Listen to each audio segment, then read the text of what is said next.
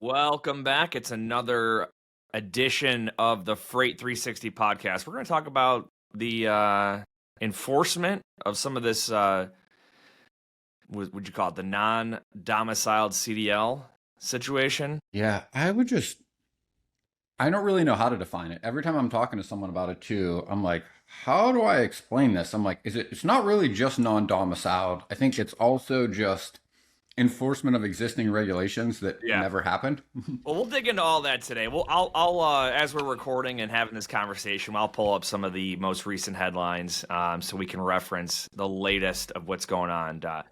But first, if you are new, check out the rest of our content. If you're looking for something on sales or carrier development, just use the freight360.net website and hit the search bar and type in some keywords, and that'll help pull up all of our blogs, long form podcasts, shorter educational videos. You've got the Freight Broker Basics course if you're looking for an educational, full length. We did that with DAT a few years back, and it's definitely a leading tool out there for folks in the industry that are new. So leave us a comment, share, like, all the good stuff.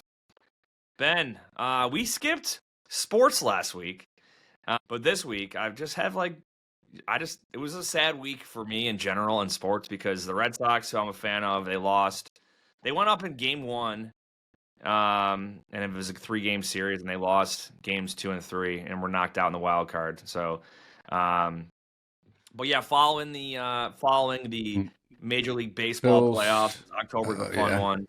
So you got Yankees playing Toronto. Dude, did you hear about the guy We with the got t-shirt? They were talking about it this morning who caught was it 61st homer? Take a look at it. They were just talking about it on Barstool Sports. They were talking on the interview I'd listened to at the gym just before I stepped in here. Home run caught let me pull up by Barstool. t-shirt. That should get it. Okay. Cal Raleigh home run caught Oh by yeah, it's a home fan run directly wearing. to a Mariners fan wearing a Dump 61 here shirt. Oh, that's And they said after he pretty caught it, good, he took the man. shirt off and he had a Dump 62 shirt underneath it. And they were joking. They were like, I wonder how many shirts he had on. Because, like, the odds that that home run hit that guy were, like, Oh, that's astronomical. good. That's pretty funny. Dump 61 here. Wow. Yeah, so anyway, that's baseball for you. So Seattle and Detroit. We'll continue to follow that. NFL, the Bills got their first loss. Philly got their first loss. There's no undefeated teams anymore. The Chiefs lost again. Sorry, Trey, if you're listening. Good A weekend weird for the week. Steelers, What's even though that? they didn't play. Good weekend for the Steelers. Bye week, and basically everyone in the AFC North lost. Yeah. That's the thing with like football is with such a short number of games compared to like baseball or basketball or hockey. 1 week can really shake up the standings, even if you're not playing. So Mm-hmm. yeah. But we'll see. You got the Bills. I think we're playing Atlanta Monday night next week. So yeah, Monday Night Football. That's a doubleheader, man. You got 2 games Monday night. So we'll see how that goes. News. Dude, I put this out in our newsletter this week, but so the guy Fieri, however you say his name, the stolen tequila that was earlier this year. Yep, on Um, 60 Minutes.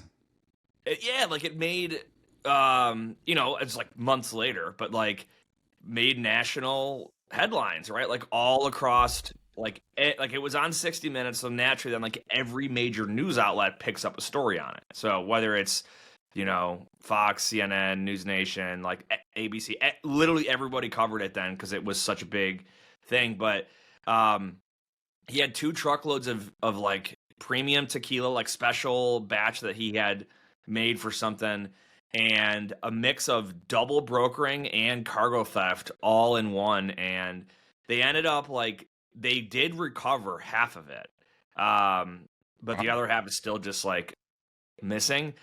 But what I'm glad about is like in the wake of all this we've been doing with talking to lawmakers and trying to get legislation passed, nothing matters until people know about it, right? So I think Yes. that's where I think it's as much as it sucks, like $1 million worth of tequila, like it's a much bigger issue than that. And if it takes a celebrity to, make it hit the headlines, then hey, that's where we're at. Agreed. I kind of laugh because in one of the 60 Minutes articles, or one of the posts I think I saw on LinkedIn, I think it might have been from 60 Minutes. They were interviewing like law enforcement in LA, and they said, LA law enforcement has recovered something like $32 million worth of cargo theft in the past year. And I was like, wow. I'm like, I know of more than $40,000 worth of cargo theft in basically Southern California. So it's like, that is super great and super happy that, they are doing what they can. But I mean, it is nowhere close to putting a dent in the astronomical numbers of loads and dollars Oh lost yeah. in the supply chain to this problem. Yep. I thought about this last night. I think the TIA put out some numbers because it's really hard to gauge how much is being stolen every year. But I've read numbers at like 20 billion, 30 billion, and I think I've seen upwards of 40 billion. What have you seen on like estimated cargo theft from like credible we sources? had it in the TIA downloads. Right. I'll pull it up right now because they. Let's see what they. Well, anyway, while I'm looking that up, Keith Lewis from CargoNet. We did an episode with CargoNet. Yep. Either earlier this year or last year, and it was like kind of cool, like see him on 60 Minutes. You know what I mean? Oh, he was on 60 Minutes. Yeah. I haven't watched the episode yet. I'm gonna have to take a look It's at like it. That's pretty cool. There's like a good maybe like 12-minute clip that really highlights it all in detail, and like they break down how the double brokering happened. Like basically these two trucks, like they forged their identity, they spoofed GPS tracking, like they did everything that we talk about. Had they followed, they didn't name the brokerage that handled it, they just kept saying like the logistics company. But like had they followed the protocols that we preach, like this wouldn't have happened. So but yeah, Keith Lewis. It's a good one to check out. I'm gonna pull up this fraud thing here and see what did you say your estimate was on it? I'm gonna guess 30 billion because I've seen some at like 40 and some at 20. Here's the handouts that we got. So our they're saying our industry's revenue is 343 billion. And then 35 billion is the cargo theft. So that's 10%. That would mean 1 in 10 brokered loads are being stolen. Like, just think about that. I think that's just a cumulative. I have to zoom in here. 35 billion. So this is findings from the 2025 TIA fraud report survey. $35 billion. Cargo theft remains the most costly form of fraud, with the National Insurance Crime Bureau estimating annual losses up to $35 billion. Okay, so just think about that, right? 97% of respondents said that truckload freight is the most vulnerable, and nearly 1 in 4 companies lost over $200,000 to fraud in just 6 months. So most victims are small businesses that make under $5 million a year. 34% say fake brokers are the number one threat, leaving freight lost, stolen, or undelivered. So, yeah. So even if you like really exaggerate that and consider all of everything that ships is like $1 trillion, right? If that number is, call it 40 billion, right? That's 4%, right? That's 4 out of every 100 loads moving in the country is being stolen. Like, that is astronomical, that number, right? And I do want to pause, right, for like all the carriers out there. Like, we talk a lot about brokerage stuff and carrier, but like, it is very important as a motor carrier. You are making a phone call, go to the FMCSA, look for the phone number or the main number of the brokerage you're getting a load from, if you get it from any load board. And just call and ask to speak to the broker that tendered you the load, right? That 30-second to 1-minute phone call would prevent so much of this. Because that's the thing with this Guy Fieri thing is like, they said the drivers had no idea that a crime was being committed. Correct. Like, most of the time they don't. Oh, yeah. They were just given like, hey, deliver this to a warehouse in Southern California. And that's why we have to work together. Crime ring. The thing that I just keep thinking a lot about is like, we really have addressed this as an industry from like the 3PL side, But to be honest, we need carriers to be doing the same thing, meaning like just simple phone calls, Googling the main phone number for a freight brokerage, and just calling before you run that load. Like book the load, do whatever, but before you dispatch a driver, a 2-minute phone call would avoid so many of these things. Because after the fact, when you run into one or I run into one, that's the first thing we do, and you find out immediately exactly what happened. You call them, they give you the tender, you call the brokerage they thought they got the load from, and they're like, that person doesn't work here, that's not us, that's fraud. And you're like, man, again, if both parties, all three, shippers or brokers and carriers, just make a phone call to verify what they're getting via email, would reduce so much of this. My guess is it would probably reduce like at least 75 to 80% of these things. Yep, process, man. So if you want, I highly recommend check out episode 222, Cargo Theft and Hostage Loads with Sal Marino and Keith Lewis of Cargo. Now, Keith is the one that's on the 60 Minutes clip. That came out in December of 2023. So almost 2 years ago, we had did an episode with them, and Keith, really impressive guy. If I remember correctly, he came from a law enforcement background, and he does a really good job in the 60 Minutes clip breaking down how the crime is put together and how it's executed in a way that makes sense to people that aren't in logistics. So even if you're new to brokerage, that's probably you, right? You don't understand the complexity of it. I definitely recommend check out our episode and check out the 60 Minutes clip, because it's pretty eye-opening. But are you sitting on hundreds of thousands in old uncollected invoices, 2, 3, even 4 years old? Don't write them off. You could be losing big money right now. Meet Christina Belival, Texas's #1 freight debt collection attorney. She's recovered over $20 million across 1,700 cases using legal muscle that forces deadbeats to pay you, usually within 30 to 90 days. She's the powerhouse behind some of Texas's biggest carrier and factoring companies. There's no fees until she collects. Your competitors are already calling for their free account review. Don't let another day of your money slip away. If you've got a claim in Texas, visit freightcollectionsolutions.com or call 346-525-2229. Call now before the deadbeats disappear with your cash forever. In freight, time is money, and efficiency is key. That's where Levity comes in. Imagine automating your email operations to do more with less effort.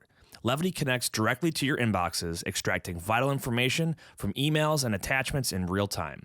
It seamlessly integrates with your TMS, empowering you to quote faster, build loads more efficiently, and book more freight in less time. Whether it's incoming emails from shippers or carriers, Levity's got you covered. It understands any language, any format, and even interprets non-standard formatting. Visit levity.ai today to sign up and get started. Yeah, this was like cross-border stuff, so it came in from Mexico, I think to like Laredo, very common cross-border point. And then from there, 2 trucks were supposed to go to Pennsylvania, and they had the tracking make it look like it was going there.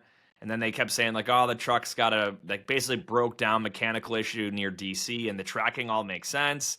And in reality, they just spoofed the GPS, and the trucks actually went to California. So, and these 2 drivers that got hired, like basically trucking company gets hired, and it's not even the real trucking company that they booked. Someone stole their identity, and then they turn around and use a brokerage authority that they likely stole or impersonated, and they hire these 2 unknowing drivers, probably owner operators, to haul these loads to a warehouse in LA. So here's the equivalent, right? To give people an example, right, that are maybe new to this or trying to understand this. This would be like if armored cars that pick up money from a bank could be hired the day of, like an Uber driver. And somebody just hired a legitimate Uber driver to go and pick up money from the bank. They didn't know they were stealing money. And basically the thieves, it's like a perfect crime. I literally don't even have to go steal this thing. I could pretend to pay someone else that thinks they're picking it up legitimately. They'll deliver it to my house. They don't even know they stole it, and I don't even have to leave my house. In fact, I don't even need to be in the country. I can just hire unsuspecting drivers. An Armenian crime ring. Yeah, to just go steal things and deliver it wherever I want, never going to pay them anyway, and nobody knows that I did any of this, and I don't even have to leave my country, like, or wherever I am. Yeah, Keith had pointed out too that they've identified, I think it was something like 50 foreign countries that have been identified as actively participating in this kind of fraud. So, Seems about crazy. right. So here's a good segue. I'm looking at X, of which I'm like kind of never on, but Steven, our producer, sends me this stuff. And it's funny, I realized yesterday why I think I don't spend time on social media. It makes me motion sickness. Like scrolling through it, like it literally gives me a headache. And I'm like trying to find all these different articles and posts because a lot of this stuff hasn't really hit the news yet, but people all over the country have been talking about it. So Craig Fuller, of which I'm not a huge fan of, but I will read his post from like 12 hours ago because I think it really does kind of identify what we're going to talk about today. And it's, freight is a commodity. Supply and demand determines price. Supply is capacity, the number of trucks. Demand are the number of things that need shipped in the country, right? Yep. So the demand for trucks are just all the things we buy. And the supply of trucks are just the number of drivers and trucks on the road. It really doesn't matter how many brokers, and it really doesn't matter how many trucking companies. At the end of the day, it's how many shipments need moved and how many actual drivers with a truck can move them, right? Because whatever happens in the middle doesn't have anything to do with supply and demand. So what he says is the freight market volumes are terrible, meaning the number of shipments in our country being moved every day are at like 2019 and 2008 or 9 levels, considering I think Cass put this report out last week, meaning like at the lowest point in the US economy in the past 25 years is right now, like 2019, right before the pandemic and during the Great Recession in 0809. So for anyone out there wondering how the economy is doing, from a shipment point of view, there are the lowest number of shipments being moved almost in our entire lifetime, if maybe ever, in the modern economy. Like right on par with the two other lowest worst times. So whether you're pro or con tariffs or what you think about the future, right now, nobody's buying anything, nobody's manufacturing anything, and people shipping volumes are way down. Used car sales are down. Home building is down. Home buying is down. Home selling is down. Home improvements are down. Building offices are down. Building almost any type of real estate is down or not moving at all. So like there really isn't much going on in the country. So if that's happening, rates should be going down because there's less business for truck drivers to go and get or to haul, right? And what he says is anyone involved in trucking has been waiting for all of the excess capacity, meaning like there's been too many truck drivers for 3.5 years and so many such that usually every year to a year and a half, there's not enough business for the number of truck drivers, most of which will just get another job doing something else, work on farms, construction, wherever, offices. And then when there's a need, they'll come back in and make money driving the truck until the things that need moved are moved, right? But this hasn't happened in almost 4 years. So the interesting part is, and this is from Craig's post, the stories around immigration raids matter in the industry because a large percentage of new entrants into trucking are immigrants. Some of these immigrants have followed the law and have proper work permits, but many do not. A good portion of these drivers are also recruited by foreign organized crime syndicates that bring in truckers into the US from overseas under false pretenses. This is what everyone in trucking is watching. Because what happened last week, Ken put this out, and we're going to be doing an episode with him or Dean soon, I think yesterday, that spot rates started to just go up, meaning like what it costs to go move a shipment all of a sudden got more expensive. And that doesn't make any sense when the number of shipments is also going down. So economically speaking, that shouldn't occur, but it is, right? And what I find super interesting about this is, because you and I have been talking about this for literally years now, is economically, the math doesn't math. Like rates shouldn't have stayed this low for this long. And there's really no rationale. And early after the pandemic, the rationale was lots of government money was out there. Lots of trucking companies had saved a lot of money. So they were able to run freight less profitably than they normally would. So it made the cycle stagnant or longer, meaning like it just took longer for some of these trucking companies to decide to either lay drivers off or for people to go find other work. But that just never happened. And it never happened, again, for reference, this usually happens basically every year. This is almost 4 years. So we're at 4 times as long as this has ever happened in the modern trucking industry in 40 some years, which makes 0 sense. And why I'm super interested in this is because about 6 weeks ago, Steven and some of the other folks he's been working with, who we've had on the show, Justin, Danielle, and Steven, have found some really egregious things on the carrier side, between CDLs being issued with no name. I've literally seen these driver's license. There's just no name given on a driver's license. Yep. They are CDLs for non-domiciled, meaning like no address. So truck drivers were literally having IDs being shown with no name and no address, but somehow getting a CDL.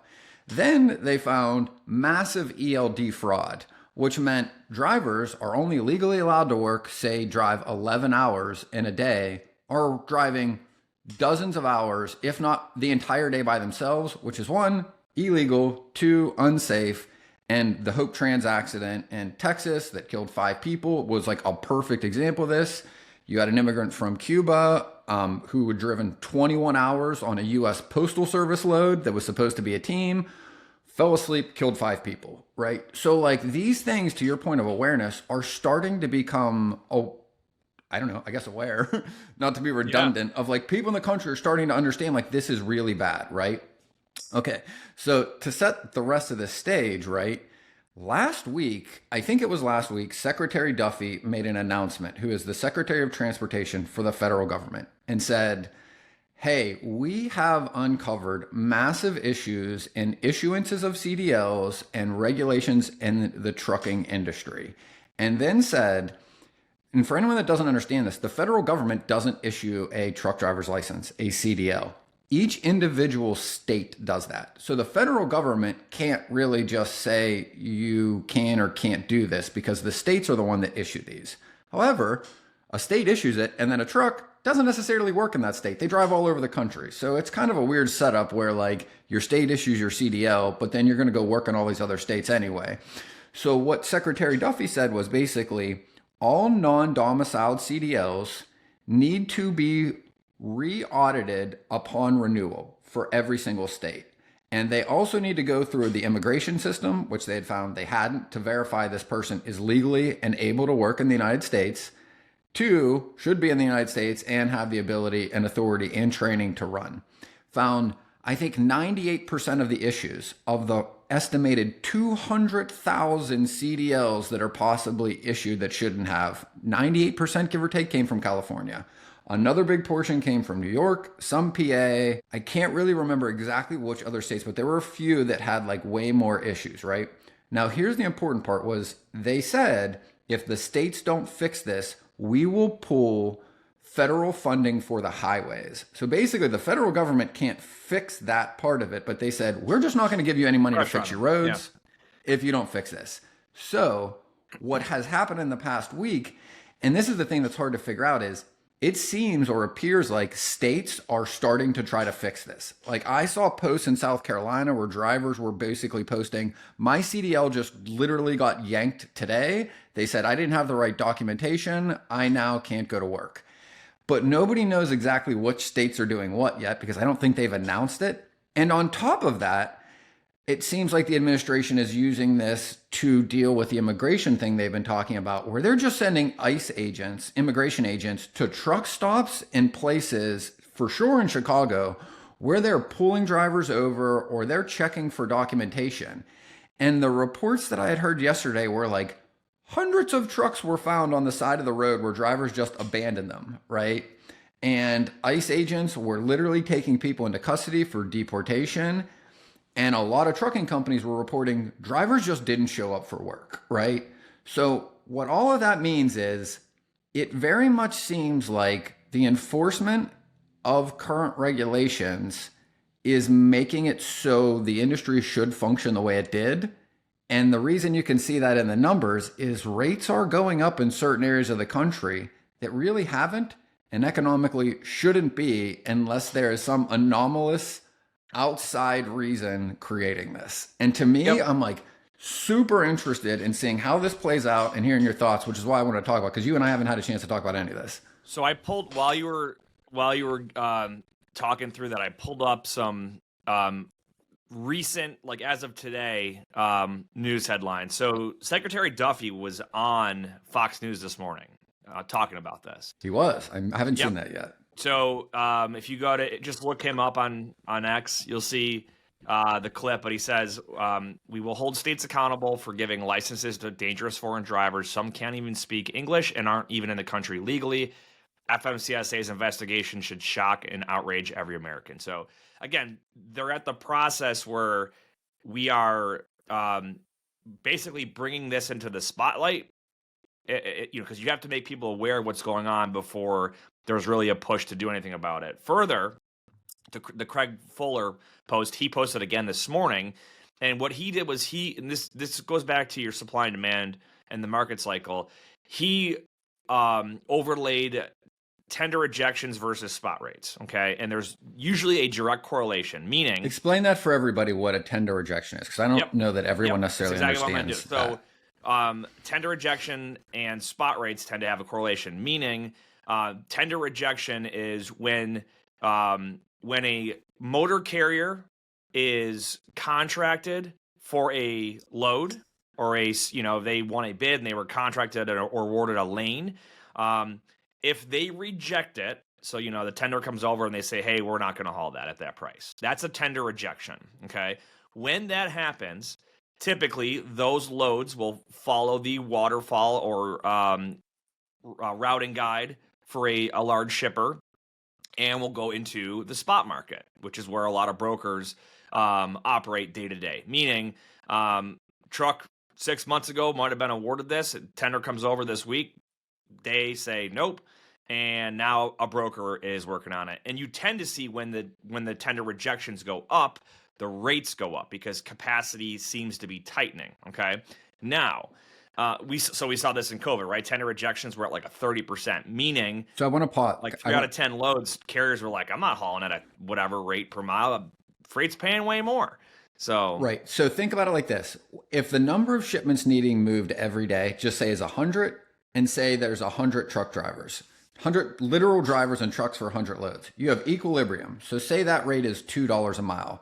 As soon as a country, we produce and buy 200 truckloads worth of shipments per day. You've seen the headlines. Freight fraud isn't going anywhere. But if you're a QuickScope customer, you're not seeing it in your business. QuickScope is a cutting-edge, load-level visibility tool that stops fraud before it starts, right where it happens. Inside the transaction, no noise, just results. With unlimited usage and by far the most cost-effective product on the market, QuickScope delivers real value without the bloated price tag or platform confusion. And here's the kicker. Version 2 of QuickScope drops this summer, packed with powerful new features and AI integrations that'll make your visibility game even stronger. Sign up today and you'll be locked in at today's pricing when version 2 goes live. Stop chasing fraud. Start stopping it. Visit quickscope.com. That's QUIKSKOPE and learn more. Tired of struggling to find accurate rates and the right carriers for your freight? With DAT1, you can access more than 500 million posted loads and trucks every year. That's 3 times more capacity than any other load board. Plus, their integrated freight management system makes it easy to cover loads 24/7. They have the most trusted network of carriers, brokers, and shippers in the country. You'll get real-time rates on every lane so you know exactly how much a shipment will cost before you commit to it. Plus, you get instant access to top bids from qualified carriers around the country. Get 10% off your first year of DAT1 when you visit the link in the show notes. There's only 100 truck drivers that already agreed to move for $2 a mile. But all the companies with the freight they can't move, they go to the spot market and say, well, I'll give you $2.25 a mile to pick up my load today. And then some of the truck drivers go, well, $2.25, to your point, is better than two. So they call the customer they always pick up from and go, sorry, truck's broken down today. Driver's off sick. I can't move it. And they go and grab a load for $2.25 a mile. So that is the rejected load, but the truck just goes and picks up a load at a bigger price. So normally when the economy expands and we buy and create more things, truck rates go up because those companies need to move things that didn't expect to have to move them, right? But and now what you're outlining freight is an example isn't going up. The demand is going up, right? And Correct. the supply is so. Yeah, there's that difference there. So normally, when you see the rates go up, the tender rejections are also up for that exact reason that we just outlined. In this case, in the last month, rates have ticked up. Tender rejections have gone down. All right, which is an inverse. Even if tender rejections stayed flat, which they're at 5.67% right now. I think 10 or below, like 5 to 10. I kind of consider like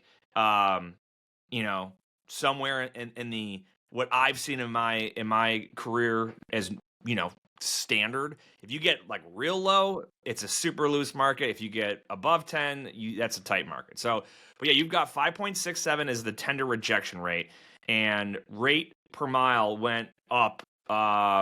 Looks to be about 5%. Okay, with no, and so what he concluded through that is that since tender rejection, I'm quoting him directly. He said, the divergence isn't normal, and it's telling us the capacity is leaving the market. Since tender rejections measure carriers that normally participate in the contract market and are often compliant, we aren't seeing it in those data sets. It's the bottom feeders that have no regard for the rules that are exiting. And I think a lot of it comes from the pressure. So here's another article that I'll reference for you. Headline, ICE helped remove 130 truck drivers from the road as part of a 3-day enforcement. Go ahead. Before you segue into that, because I want to read something else to the point you just made, right? Because then we'll segue right into that. This was also from FreightWaves. We have never seen this happen. Market change is occurring, but it's showing up in the tender data, right? It's not showing up. Exactly what you said. It said, we're seeing something happening on the 4-day spot rate map. Almost every market is blue, which means significant rate increases relative to what is actually being shipped. We have never seen rates surge with tender data not reflecting it ahead of time. This appears it has to be capacity leaving the market. And also points out the bigger trucking companies haven't really seen this and aren't aware because their rates haven't changed. Which again matters because if you use any rating engine, most of the shipments are moved by large trucking companies. So if what we're seeing in smaller brokerages, call it $100 million or less or 50 million or less, we're seeing things that the bigger companies aren't seeing, and the bigger rating engines I don't think are going to reflect yet because it's literally happening right now and started happening in the past couple of days. So segue into what you were saying, because I'm like, this is really important of why the small companies are getting this information before any of the large companies, I think, are either able to react or are noticing that it's occurring.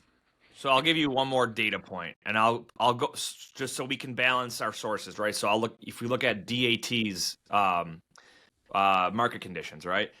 I just pulled the current national average outbound capacity market conditions, meaning if you take every state that's out there and you just average them all together as a country, and the colors are reversed on DAT, they consider red to be tight and blue to be loose. As a country currently, it is plus 49 on a scale from negative 100 to positive 100, meaning it is considered a very tight market nationwide right now. Okay. So there's your data set. I didn't pull up the rates. Okay. I could probably do that. So here's the other thing. Yep. This is why I was super excited to talk to you about this, because we have a pretty diverse book of business at our brokerage, meaning lots of different types of shipments moving in lots of different types of equipment, really all over the country. It's not really centralized in any one place. So it's a pretty good sample size for kind of what capacity feels like, which is, again, not necessarily objective, but it kind of is. And I'll tell you what we've seen. Lanes and RFP stuff that we were looking at, I always talk to our team and I always ask the questions more of what I would ask as a broker, not running the brokerage. How many hits are you getting on every load post? Meaning are you getting 10, 20 carriers reaching out on a lane, or are you getting 2 or 3? Is it going up or down? Like, what does it feel like when you're trying to cover the load? Like a lot of demand, meaning a lot of trucks need it, or none? And every single person on our team for the past week is like, we thought it was maybe the end of the quarter, which was last week, and end of month. Usually lots more ship, so like capacity gets a little tight, and it was hard to tell. But a lot of the guys on our team have been doing this a long time, and they're like, Ben, these are lanes we would get 20, 30 carriers trying to take this load every day of the week, no problem. We're seeing like 2, 3 responses on some of these load posts. And I was like, every day last week. And it wasn't necessarily just one area, it was kind of everywhere. And I'm like, that's really interesting. Maybe it's month end, quarter end.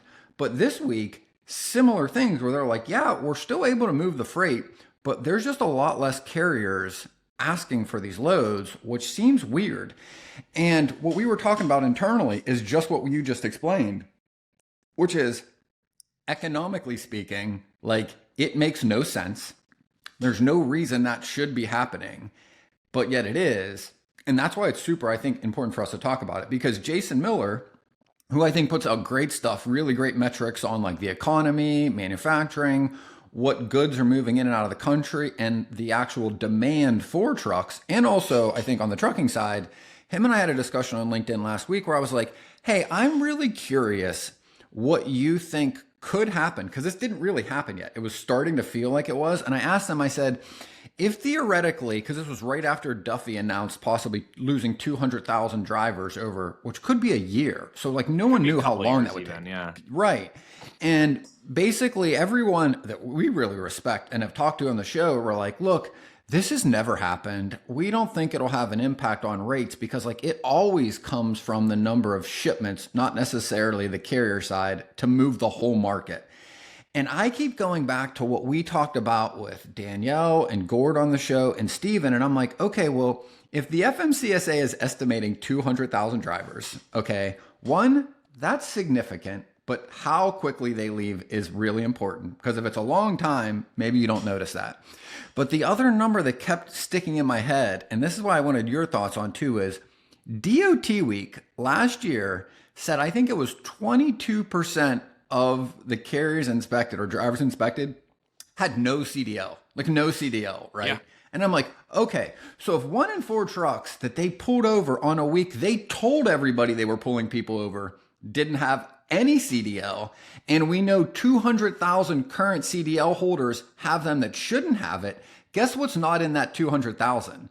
It's not any of the truck drivers that have no CDL whatsoever, which the DOT announced and publicly put out there. Like 1 in 4 trucks we saw had no driver's license. So if 200,000 of them have licenses that shouldn't, and 1 in 4 trucks pulled over didn't have any, the number of drivers that really shouldn't be on the road could be anywhere from 200,000. It could be 800,000. It could be 600,000. It could literally be 1 million. Like no one has any idea what the number of drivers on the road as of last week either didn't have a license or shouldn't have a license. What we do know is that tons of states were just handing out CDLs with no verification. People were cheating on tests, never should have had them. No verification of employment or citizenship or ability to work in the country. Like this could be a giant issue where if all of them just are scared they're going to either get deported or arrested and just leave the market, you could actually see a giant flip in the market that we've been waiting 4 years for that have never happened. It could theoretically happen right now, and rates could go up and just stay there because they shouldn't have been moving the freight in the first place. With load volumes. Nothing to do with load volume. And like to me, here's the part what I'm so excited about, right? Is because hey, we're not so I want to clarify something. We're not advocating to make trucking expensive. No. We want rates to be back at a place where everybody is like, and the roads to be safe. The roads to be safe, and our partner trucking companies that are out there that we do business with, we want them to be able to operate efficiently. Like the carrier company that we have at my brokerage, we've downsized our fleet significantly in the last few years because the market's just not. Well, that's the point, right? Doesn't make sense to run that many trucks. The 2 points that I think are really important to your point for the audience or anyone listening to this, right, is who is being hurt the most when people break the rules, are outright just running illegally? It's the companies that are doing things correctly.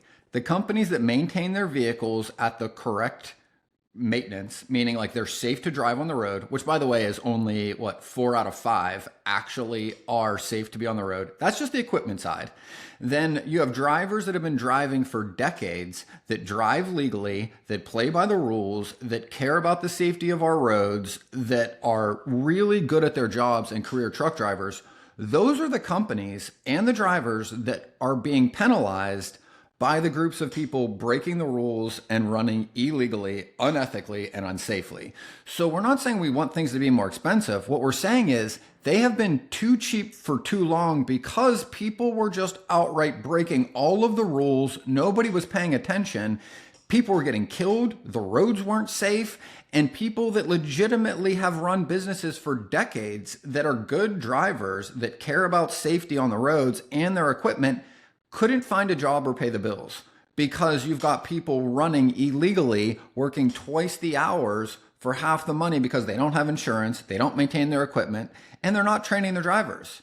So like it is a safety issue, it's an effective issue, and it's something that like should never have happened in the first place. So it's more about just correcting the fact that like it's basically been the Wild West for the past 5 or 6 years where things have gotten so out of hand that things literally, legitimately aren't safe. So like it is an advocacy, I think, from our point of view that things shouldn't have gotten that bad.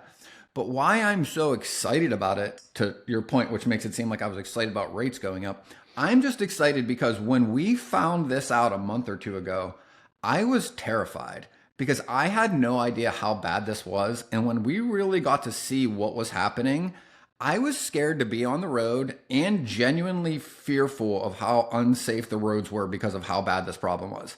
Then I was even more scared because the only solution to that problem was the federal government, which hasn't exactly had a great track record of fixing things in a timely manner.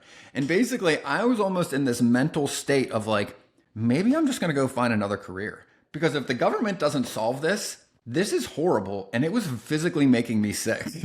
And like when I started seeing them actually start to enforce things that should have been enforced for a long time, I'm like, I think this is the first time in my entire life I've been like optimistic and hopeful about any specific aspect of what the federal government is doing. So I'll give you here's a stat that'll make it very clear and obvious of what we're talking about here. Okay, you would expect the cost of anything to be in line with inflation, right? In general, okay. If you benchmark 2022 to 2025. National inflation was at around it's around 11%. So the cost of living in general has gone up about 11% in the last 3 years. The cost of trucking rates have gone down roughly 45%. Down, right? That is an inverse correlation by a lot, right? And when you're doing a negative percentage, it kind of shrinks it how has big more of an a impact. it is because you're taking the change off a larger number. So here's a perspective, right? Rates were about $2.75 a mile in 3 years ago. Okay, and they're at like $1. We're talking without fuel right now. Okay, and this is coming from FreightWaves data, right? So in let's see, Well, as you look that up, 2022, the beginning of the year, $2.70 a mile. Okay, and right now, this is with it upticking about $1.70, right? So you're going down $1 a mile. So if someone drives 500 miles in a day, that's $500 of revenue. They're doing the same job, but the revenue just goes down. And their so expenses we're not asking because the truck's for, like, more expensive. super inflated prices that consumers will pay for. This is trucking companies that can operate. Basically, we want the market to be at a normalized level, which has been taken away from them because of a lot of the bottom feeders that have come in and have abused the system and haven't had to pay the price for it. So, and it's like, yes. to your point, right? Like for another analogy, let's just think about like something like physical, right? If Nate has a farm and I have a farm, right? And we both grow corn, okay? And the government says, you're only allowed to use fertilizers that don't cause cancer. Nate follows the rules, buys those fertilizers, right? So Nate can sell his corn for $10 a year because he's got to pay for the right fertilizer so he doesn't poison people. And then I have a farm across the street and I go, you know what? No one's looking. So I'm going to buy fertilizer that is way cheaper that causes cancer because no one knows anyway. And I can sell my corn for $5 an ear. Nate has to go out of business because he can't compete with me. Why? Because Nate's playing by the rules and not poisoning people. I feel like no one's going to look anyway, so I don't care who eats my corn. They're not going to know it came from me anyway. So I put Nate out of business because I can sell my product cheaper than Nate. The exact same thing happened with trucking, right? You have companies that are like, we will drive illegally. We won't train our drivers. We won't pay to make sure they have the right citizenship. We won't pay the right taxes.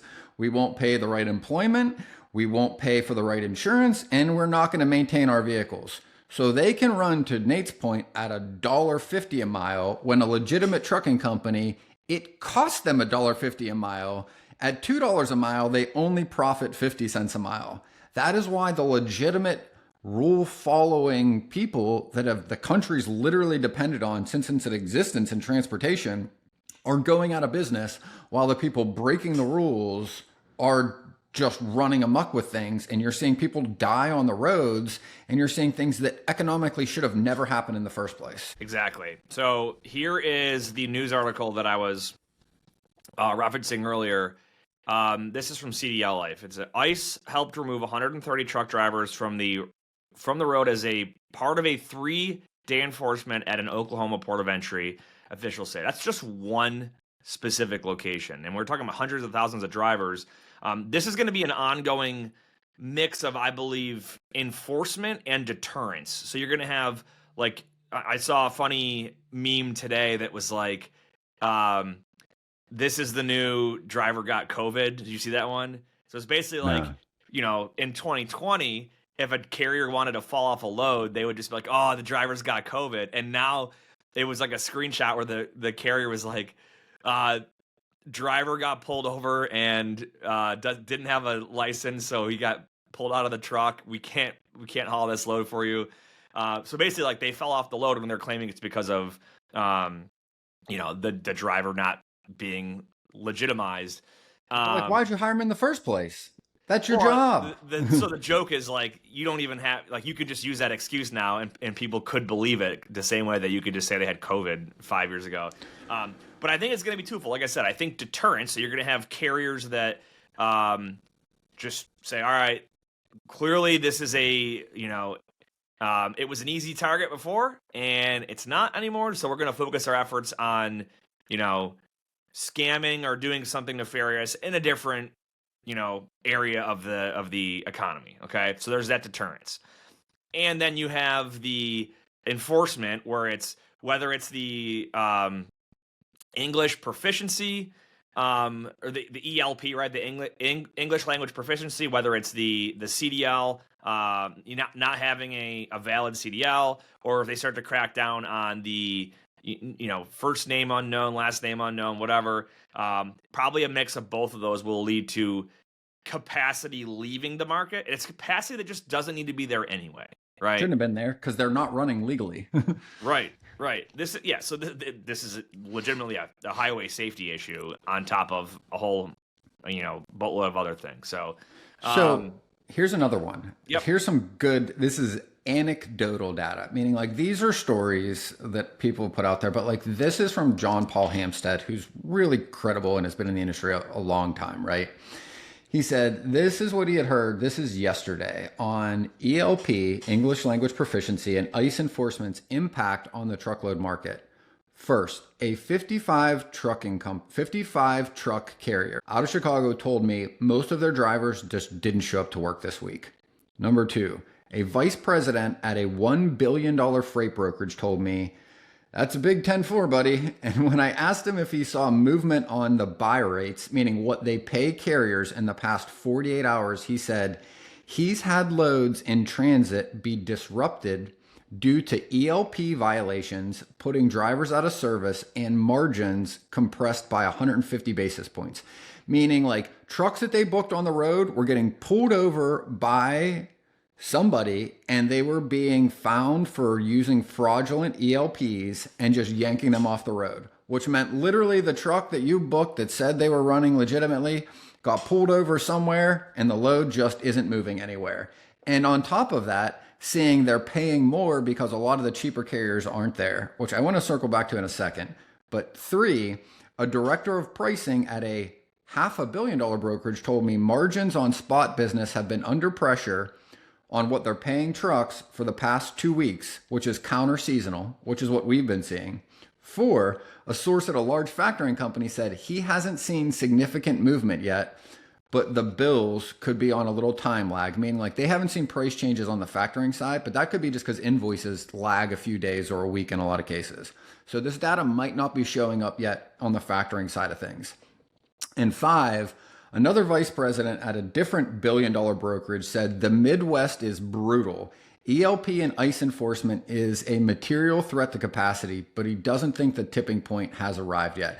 So these are huge companies, mid-sized companies, and small companies all seeing this before factoring companies, and I think a lot of the data is showing, but it's starting to appear.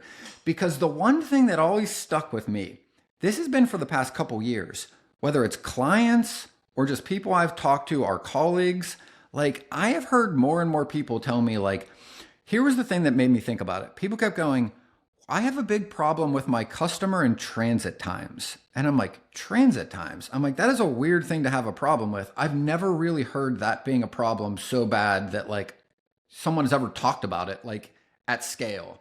And I'm like, I kept hearing it. And then I would ask them like, what do you mean by transit times? They're like, well, the carriers I want to book for the price my customer wants to pay say they can run this load in 1 day, and my customer's saying it's been a 2-day transit forever. So the shipper is like, this is a 1,000-mile load, called a 1,200-mile load. And from the shipper's point of view, that's always taken 2 days, because roughly it's like 550 miles a day. Changes a little bit where you are, but like a rule of thumb, a truck drives about 550 miles a day. So a 1,200-mile transit, right, or 1,100 transit is a 2-day trip with a truck unless you have 2 drivers. And all the brokers are like, look, I got carriers that'll run this in 1 day and I can get $1.50 a mile from my customer, but my customer's telling me it has to load 2 days later. I can make their rate work, but they won't make the lane shorter, meaning the time from pickup to delivery. And I'm like, that shouldn't happen because legally a driver can't drive that fast, that far. But I heard it everywhere.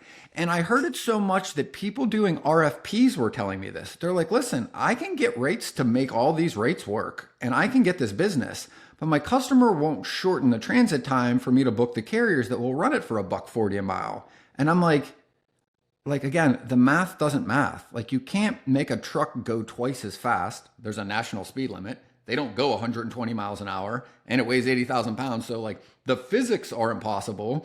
You can't travel that fast, that far. I'm like, so the only way that is physically possible is for a driver to drive illegally. And after hearing that for years, when we saw the ELP fraud, I'm like, oh my God, all this shit, it all makes perfect sense. All these cheap rates were drivers. How they made up for running cheaper was they just worked longer illegally. And now when all of that disappears, you're seeing the industry function the way it should, which is exactly why you're seeing rates go up. It's not because they're getting more expensive. It's because they're going to where they should be. And the people that were breaking the law are too scared to keep breaking the law because people are paying attention. Yeah, so I'll give you some more data here, right? And this comes from Transport Topics. And this is looking like earlier this year, back to the summertime, you know, and this is picking up steam as it's getting more and more attention and there's more emphasis on inspections. During a 90-day stretch between June 25th, the kickoff of the ELP reinstatement, and August 31st, so 90-day stretch in the summer there, federal roadside inspections, that's just federal, right? We're not talking your state troopers, right? Rose 67% to nearly 8,000 compared with 4,772 during the same span last year. If you look at an individual month, it jumped 76% alone in the month of June to 2,956 compared with 1,680 in June of 24. So you're seeing massive increases of. We're not saying that that the nefarious acts have increased. We're just saying that doing something about them has increased, right? Because you always say, people hear like the term like, oh, you're like all bark, no bite, right? Like you say these threats, but you don't actually do anything with them. That is legitimately what we're seeing here is that now, with an emphasis from the federal government and the agencies on enforcement of the existing, this is nothing new, right? ELP has been around for a very long time. We're just actually doing something about it now, okay?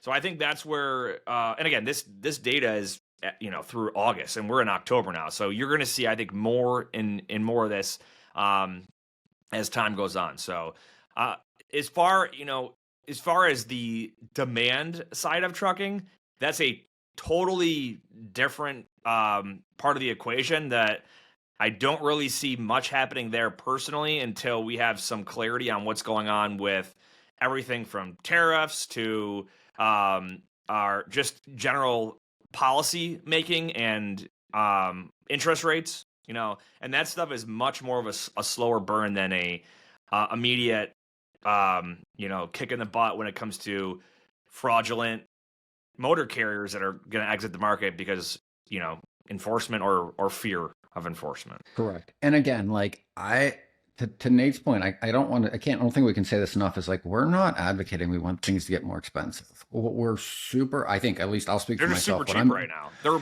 They're unreasonably below market. Like, people aren't getting paid what they're worth right now. Correct. Because of, an oversupply of fraudulent folks posing as legitimate folks. That's it. Well, it's in brokerage too, though. I mean, that's the whole thing with double across brokering. everything. Like, in all these MC numbers that are getting burned through, it's the same thing. We're just seeing it on the carrier capacity side. Something that I never thought we'd be talking about on the show years ago, but we are, because we've always been focused on fraud and brokerage, not on the capacity.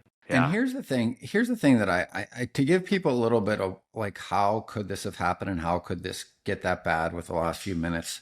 What I think happened, and this is, Gord put this out. He did a really good interview on his show with Danielle, who we had recently. And the name of the podcast or the episode was called No Name Given. And it was on like fraudulent issue of CDLs. But what I think makes sense, and it all kind of puts this together, is during COVID, right? Everybody stopped going anywhere and bought a bunch of things. So the number of shipments that needed moved in the country unexpectedly and very quickly increased. That was an increase in demand for truck drivers. And it was such a fast increase that it literally caused everything to cost more money. That's where inflation came from, right? The sudden spike and unexpected, the volume and the time at which it happened. So at the time, I think really probably the Biden administration was looking at like, how can we fix this before the economy collapses on itself and people don't have food on the store shelves, which was a real possibility. You couldn't buy toilet paper, you couldn't buy certain things because they literally weren't getting delivered. So in that context, I think they were like, well, we need more drivers, we need them fast, and we need them cheaper, or we're literally not going to function. So I think the intention was to increase the number of drivers quickly. It was the execution that I think made this problem so bad, because they basically lowered the standards for CDLs. At the same time, you also had the people that literally issued CDLs not going to work. So you had less people that were supposed to make sure you had what you needed when you got a truck driving license, a CDL, and you lowered the bar to get more in. So you have less people at the door making sure everybody's supposed to be able to legally work. At the same time, you're trying to force people through. And Gord put the number out, but it was like astronomical. I think on the year, normally there's like 400,000 CDLs issued. During that period, or maybe it was just that year, it was something like 800,000 or 1 million CDLs were getting issued. So like 2 or 3 times the amount of truck drivers were getting licenses with half the number of people supposed to issue them. So you had half the people and 3 times the people running through the door, right?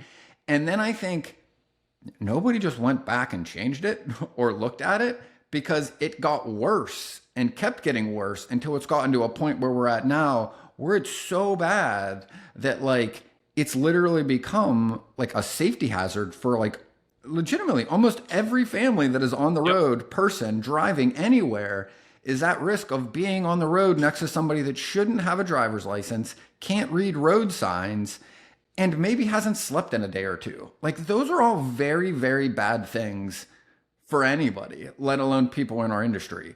So, like, I don't think maybe it was caused intentionally to create riskier roads or to harm people. I think the intention was to keep things functioning at a very, I don't know, unpredictable time where kind of nobody knew what was going to happen or how long it was, and people were scared they weren't going to get food or be able to get what they needed. So, like, I think it was well intentioned. I think it was just poorly executed and then never reviewed, and it just continued to get worse until we got to where we are today, which is why the industry has ended up in the position it's in after 4 years. Yep, precisely. Well, hey, we got through a lot of news headlines, a lot of stats today. We'll be definitely monitoring this and seeing how rates and tender rejections, all the metrics. Curious to see how they pan out. Because don't forget, what's right around the corner is peak season, end of year. So, Well, by the way, that should be starting now, and the data is already showing load volume is down year over year, and we are having a slower peak season than we've had in recent memory. So there's even less shipments while rates are going up, Yep. which is even more reason why everything we talked about shouldn't be happening unless something very, very wrong was happening. yep, that's right. All right, good episode, Ben. Final thoughts. Whether you believe you can or believe you can't, you're right. And until next time, go Bills.